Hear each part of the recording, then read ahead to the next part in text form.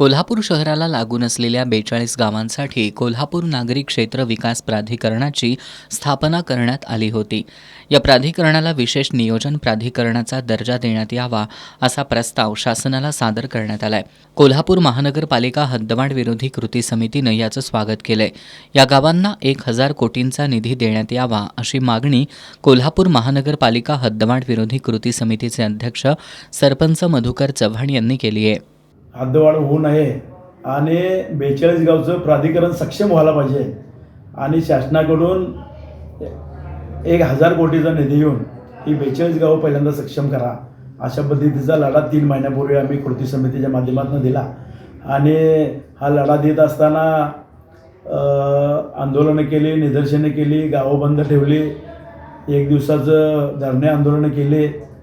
Collector साहेबांना निवेदन दिलं, शिवसाहेबांना दिलं, स्थानिक आमदारांना दिलं, पालकमंत्री साहेबांना निवेदनं दिले. म्हणजे एवढा सगळा खटाटोप केल्यानंतर किंवा करत असताना पालकमंत्री साहेब आणि करवीरचे आमदार चंद्रदीप नरके साहेब यांनी प्राधिकरणाच्या अधिकारी आणि त्यांचा सगळा स्टाफ असेल यांची एक मीटिंग बोलवली आणि त्यामध्ये सांगितलं की 42 गावचा तुम्ही आढावा घ्या. याच्यामध्ये कोणकोणत्या सोयीसुविधा आहेत नाहीत किंवा प्रस्तावित कुठल्या सुविधा द्यायच्या या दृष्टिकोनातून एक प्रस्ताव तयार करायला सांगितला की तो प्रस्ताव 42 गावच्या प्राधिकरण सक्षम होण्यासाठी शासनाला पाठवला. त्याबद्दल आम्ही कृती समिती समाधानी आहे आणि भविष्यातसुद्धा 42 गावचे सरपंच, डेप्युटी सरपंच, सदस्य आणि सर्वच गावातले सर्वपक्षीय कार्यकर्ते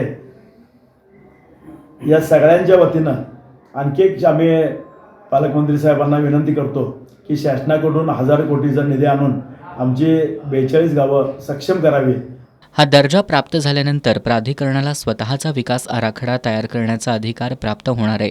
यासह हद्दीतील विकास कामं पूर्ण करण्यासाठी राज्य शासनाकडून थेट निधी उपलब्ध होणार आहे.